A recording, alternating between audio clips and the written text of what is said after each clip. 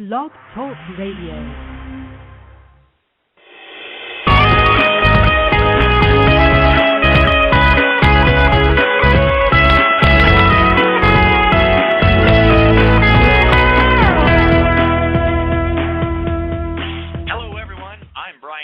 And you're listening to Call Talk for Wednesday, February 16th, 2011, the second of two sessions on workforce optimization, analytics demystified, with a special guest, Bill Durr.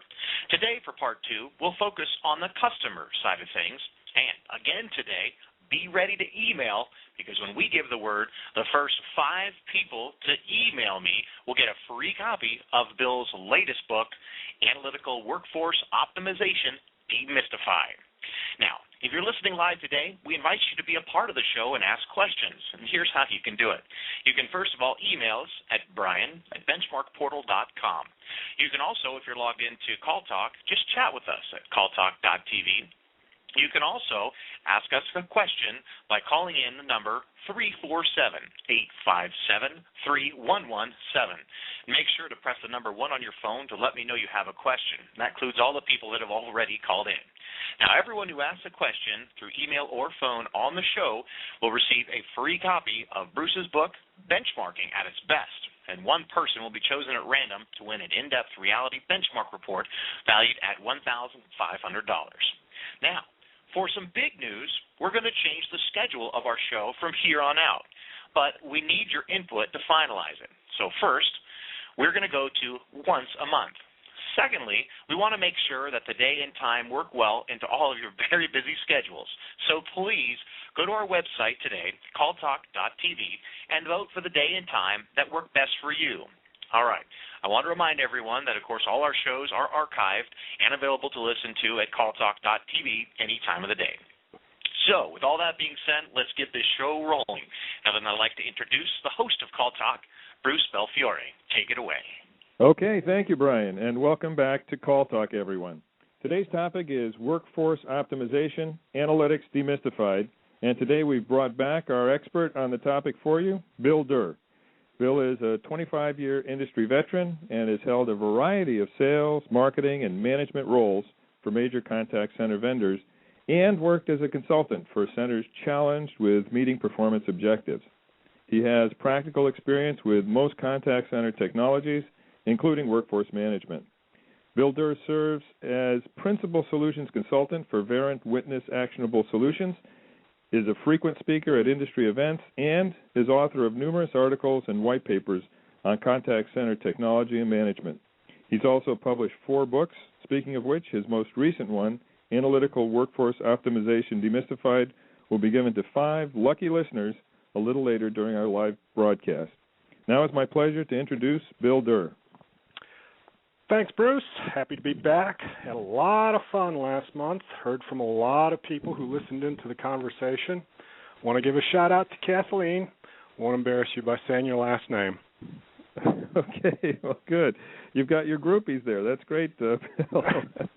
No, it's, your old title was Chief Evangelist in the Blue Pumpkin days, and customers are certainly the ones who need to see a little grace from call centers these days.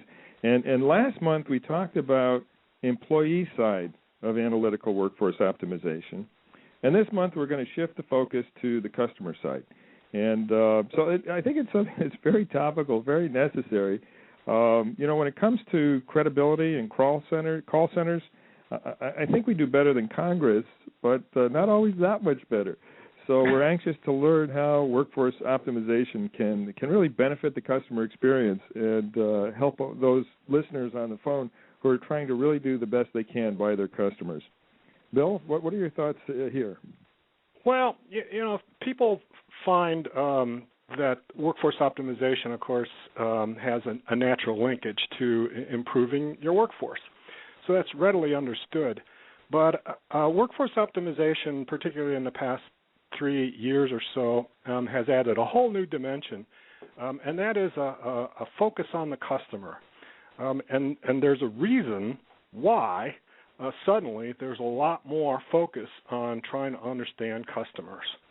And, if you'll let me run on here, I'll explain why.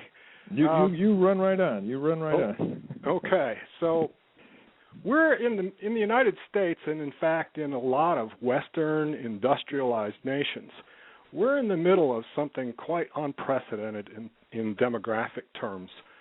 The baby boomers are starting to get to the retirement age, and they're going to be exiting stage right. The millennials, or so-called Generation Y, is just beginning to enter the workforce and certainly changing the dynamic there. But even more important, the millennials are starting to become, and promise to become over the next 10 years, the driving force in our economy in terms of consumption and purchases. And frankly, the reason that workforce optimization has turned its eye towards the customer is because of this demographic shift. Now, I've never been one to believe that millennials are fundamentally different from baby boomers or Generation X cohort, but they are different in some very interesting and important ways. Two that strike me as being very important for the contact center are, number one, millennials don't talk on their smartphones, they text. And so contact centers are going to have to come to the realization that they're not going to convince millennials to start talking. Millennials are going to expect contact centers to start texting. The other thing that millennials are pretty well known for is their total mistrust of organizations and institutions. What they do trust, who they trust, are themselves. And that's what's been propelling the rise of social media. They tell each other through social media channels not only what they're doing and where they are, but what organizations they do business with, what kind of experiences they have with these organizations. And that is the real problem that contact centers and enterprise face with millennials, is their inability to speak to them directly and to convince their purchasing decisions. Yeah, no, these are really hot topics, and I'll be interested to hear how you tie this into the workforce optimization component.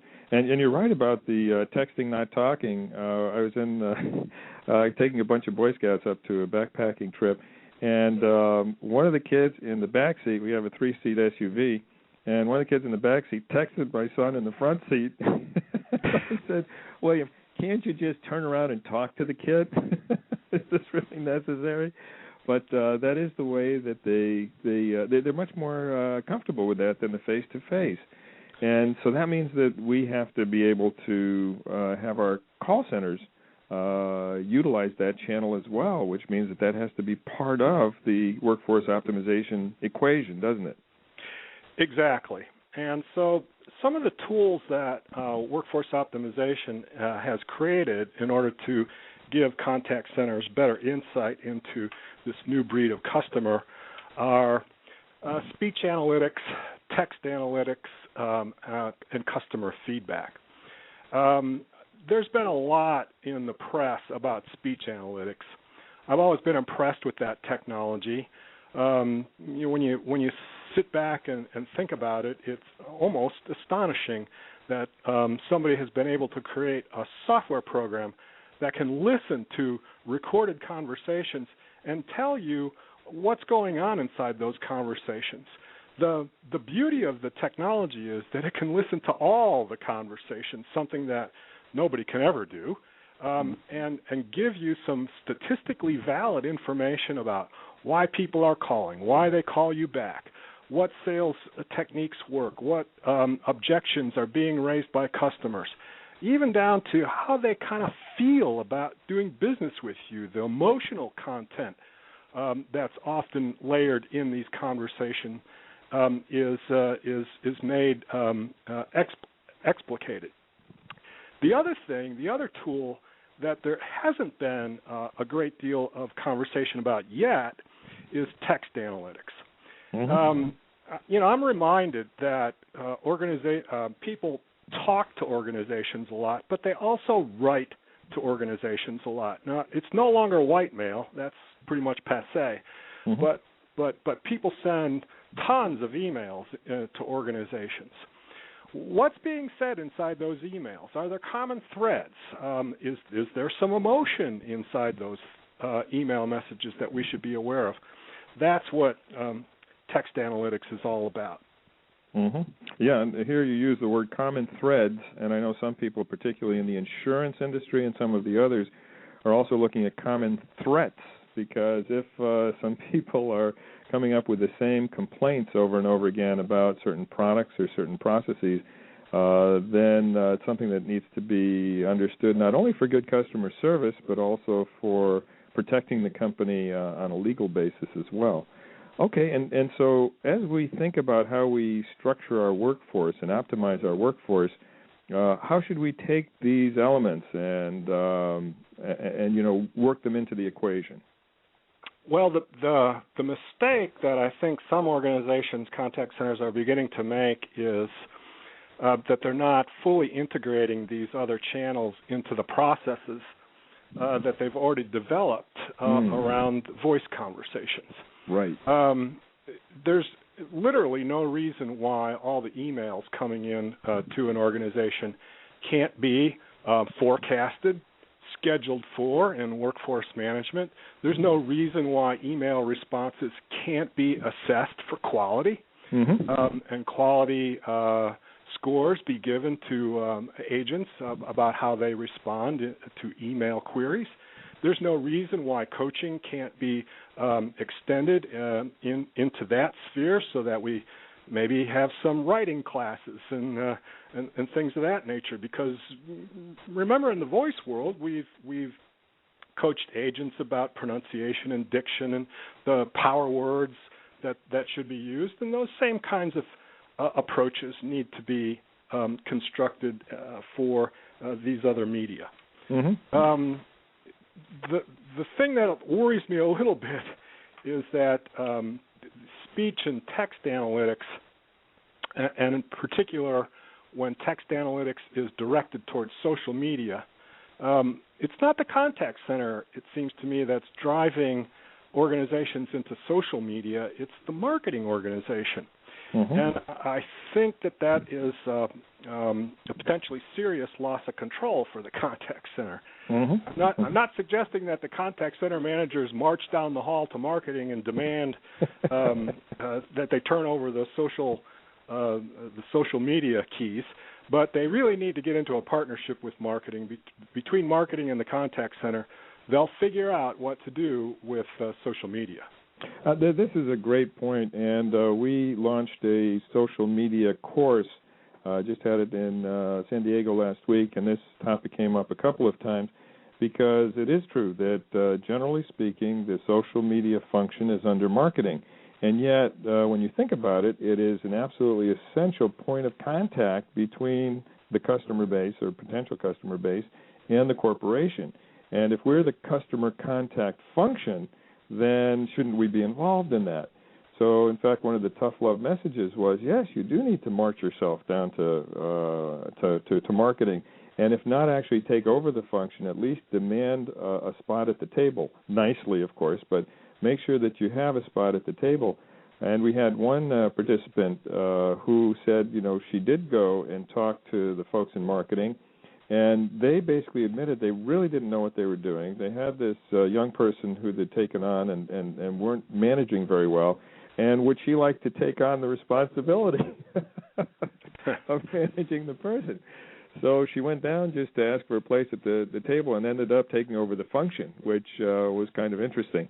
So I think that there's a lot of, but it does point to the fact that so many companies have this function. They've put it in there because they feel that they have to, so that they can say that they've done it, but it's not really necessarily properly managed. And in terms of the call center function, you need to be at the table, and in certain cases you need to be one of the checkoffs on a particular initiative, saying that you know about it, so that you can then actually deal with the consequences and fit that into your workforce optimization as well. Right. So, I've seen some contact centers kind of reacting out of fear, mostly, about what's potentially happening to their brand out in social media land.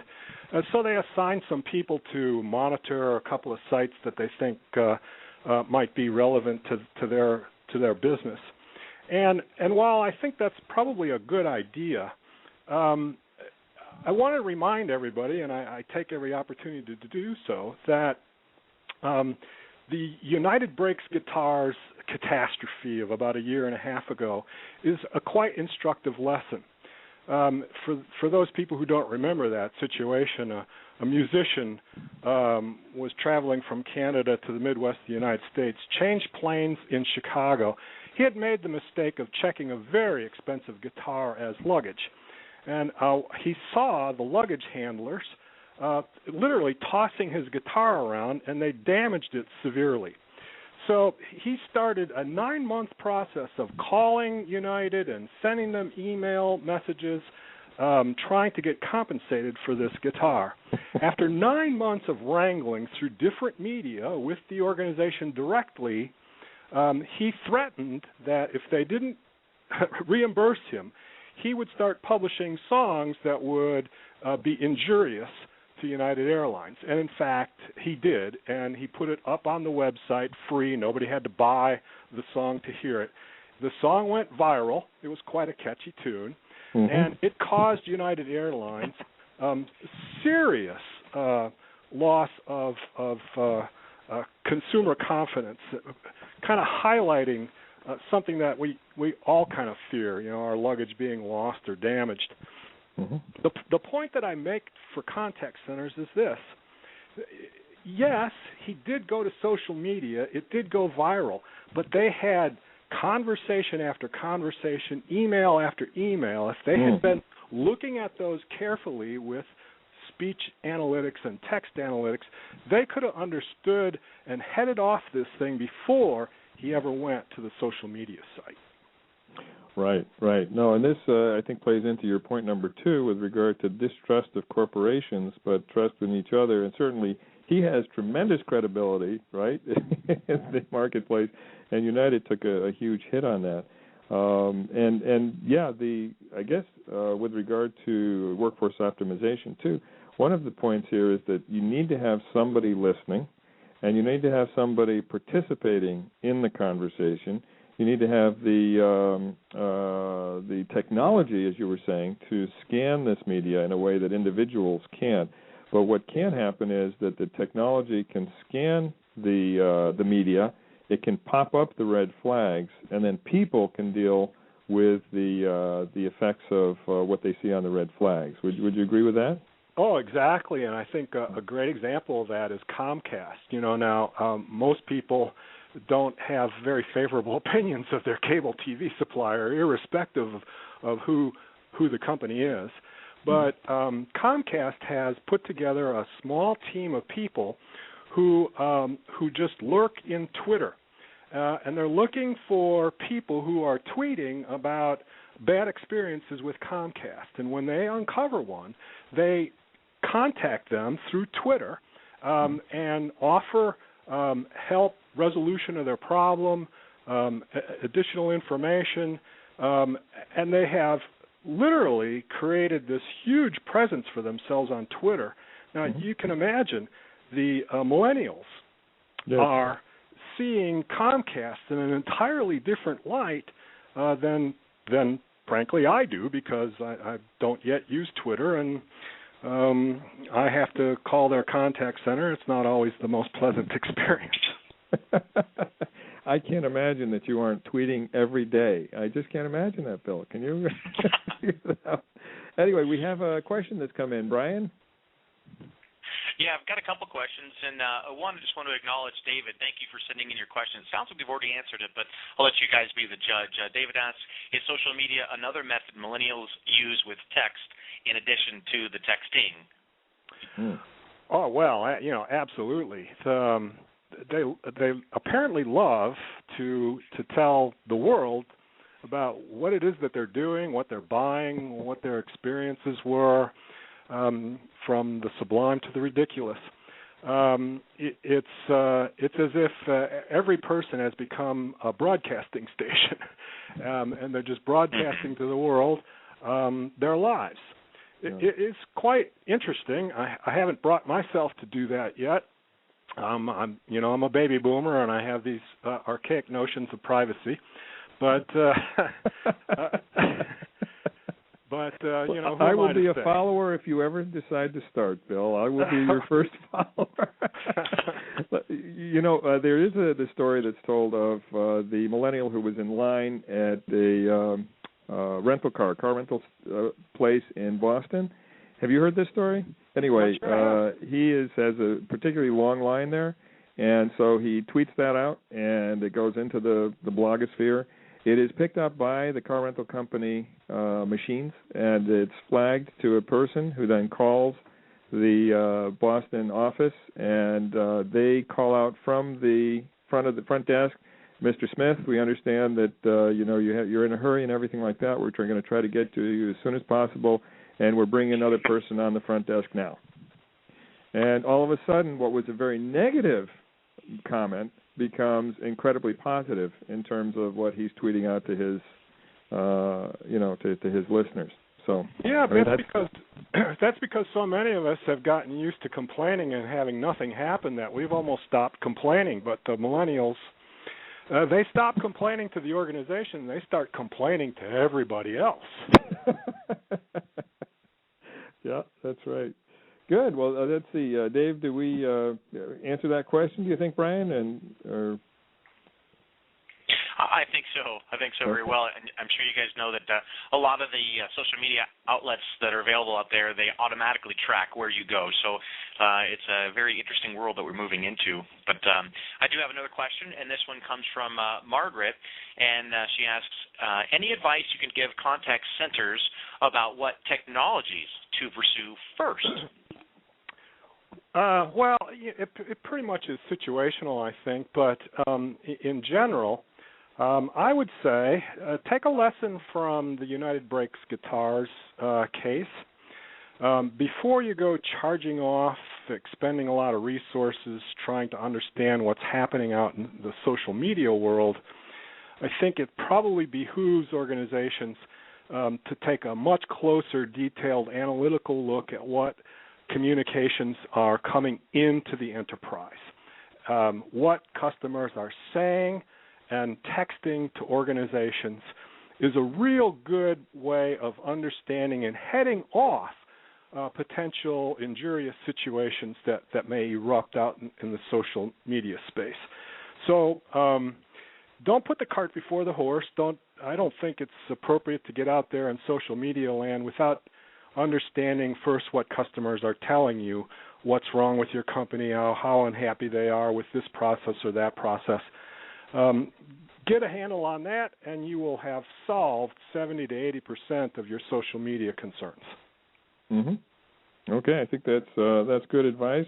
And in terms of the technology, it's something that can be done step by step, and you should be listening to what's going on out there too, because you want technology that's not only going to surface problems, but also going to surface solutions. Let me drill into that a little bit more. And this is something that we've been advising clients on and had a prominent place in our course as well. But that is, as you scan the landscape of social media, you will find that these millennials in particular, talking to each other, have come up with better solutions to FAQs. They'll come up with better answers than you actually have in your knowledge base for your agents. And you should be aware of those as well and take them in and actually incorporate them into your knowledge base so that and make it available to your agents. Perhaps even create some training around what you learn from your own customers. So it's really very much a two-way street and can be not only a source of, finding out how people are unhappy, but also how people are using your products and really making the most of them. This is sometimes called the super user phenomenon, and absolutely something that you should take advantage of and that can help optimize your operations. Bill, any thoughts on that? Yeah. Well, to your point, Bruce, I heard somebody speaking last week who I admire greatly, and she suggested that for an awful lot of contact centers, we've squeezed labor about as much as we can without starting to make them yell. And so there's maybe no more cost benefit out of trying to optimize labor all by itself. Everybody has heard it said, contact centers are people, process, and technology. So if we've already begun to largely optimize people, what else is there left to do? It's the process. It's very difficult usually to go into an enterprise and find somebody who's responsible for process. You find people who are responsible for pieces of a process, and so there's nobody who stands back and looks at the entire process picture. I think that's probably the next frontier for contact centers, taking a long, hard look at all the processes they have in place, some of which have just kind of like Topsy grown year over year, accreting layer after layer. And now the millennials and others are going to start telling us straight to our face or to each other that these processes that we've grown and nurtured and cherished across all these years don't make any sense. Yeah, you're talking about our kids talking to us, right, Bill? It's the same thing. Yeah, unfortunately. Oh, that's okay. We'll make it through. But I think that's a great point. That's a great point. Brian, do we have another question? Yes, we do. This one comes from Bob, and he says that we have a blended call center, inbound, outbound, email, and chat. We started with workforce management for calls only and feel overwhelmed with the new channels. What do you suggest? Okay. Yeah, this is right in the thick of it, isn't it? Right. So this will sound overly simplistic. It seems to me like the reason Bob's overwhelmed is because he doesn't have these new channels inside of his workforce management system. If all he's doing is forecasting and scheduling for calls, then I think it's going to be very difficult for them to be successful as a blended multimedia kind of a contact center. There are workforce management tools. I'm not going to get too specific here, but there are plenty of workforce management tools that allow organizations to forecast and schedule for these various kinds of media. And increasingly, we're seeing agents who have multimedia skills. They're capable of dealing with a phone call, an email, a text message, a web chat session. Certainly, we're not going to ask them to do those things all at the same time or one after another, because there's this notion of getting into a rhythm with a particular media. But workforce management can identify when it's appropriate for an agent to say, stop taking telephone calls and start handling the email backlog. Stop handling the email backlog and get back into the phone queue. So that's the way out of that sense of being overwhelmed. Right. And, I've seen a lot of centers, particularly the smaller centers, where they've, some of them are still spreadsheeting their workforce management. And so if they've gone from that to a workforce application, which helps take care of the telephones, they already feel that they've made the big leap. And then all of a sudden they have all these new channels to take care of. I think there's a lot of people out there, Bill, with older technology that need to think about upgrading it so that they can handle these new channels better. Yeah, I would agree, Bruce. We still see particularly small and medium centers using spreadsheets for forecasting and scheduling. Quite frankly, some of the forecasting parts of those spreadsheets are ingenious and clever and very accurate. But spreadsheets just don't work for scheduling. You end up with fixed schedules that almost never change, even though your volume is changing and the mix of the contacts are changing. So that's really what drives people to workforce management software, is the scheduling part, not the forecasting part. Yeah, very good. Okay. Brian, do we have one more question? I think we're kind of at the bottom of the hour, but we might be able to squeeze one more in. Okay. we'll see if we can squeeze this in. This seems like a pretty big question. This one comes from Emily, and she asks, we are a global company with a follow-the-sun strategy. We have 3 centers in the U.S., Europe, and the Philippines. So optimizing with different times, volumes, cultures, holidays, attendance habits, etc. is a challenge. So, Bill and Bruce, do you have any advice? Okay. I've become a lot more religious and light candles. There you go. Well, for a chief evangelist, it seems to be perfectly normal to do that. Okay.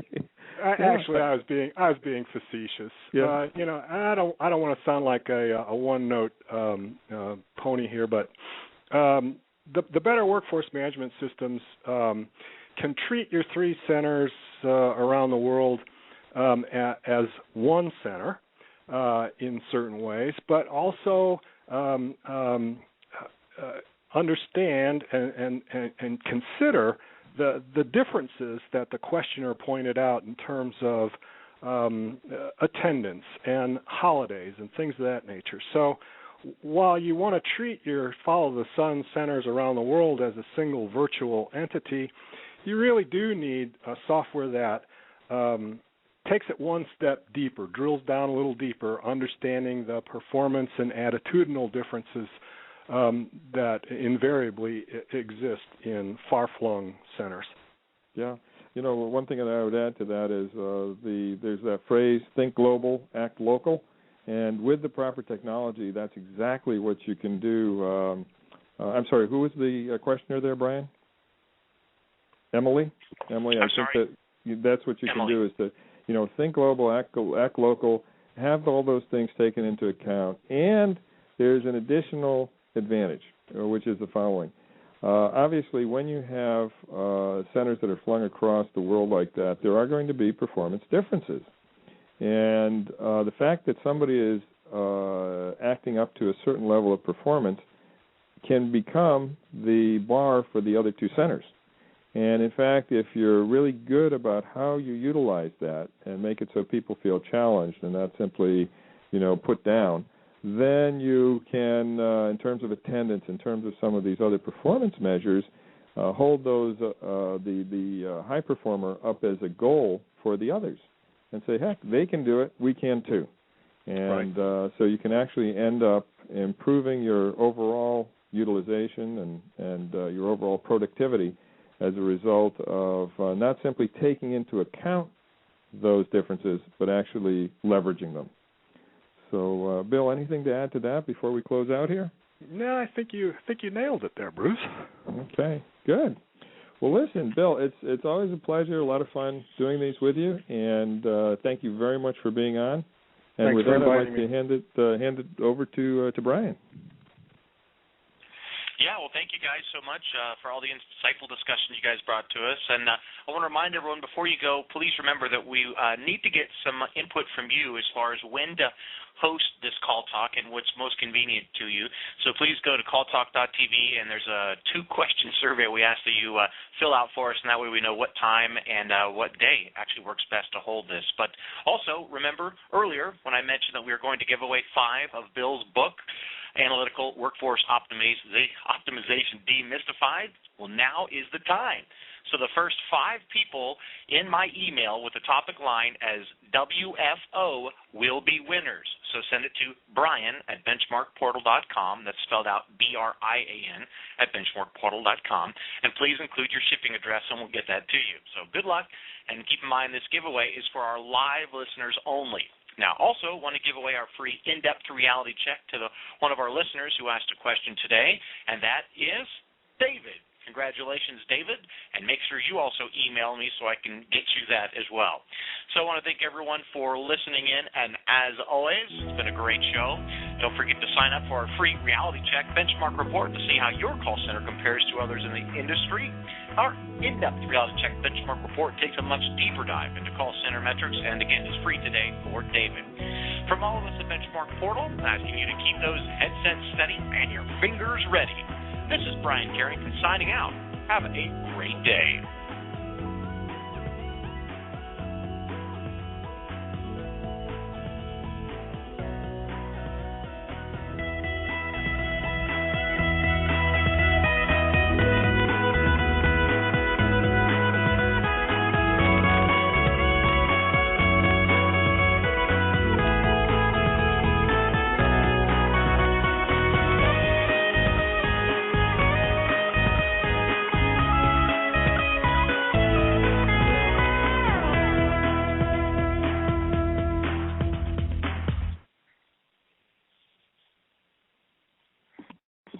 That's a wrap. Take care.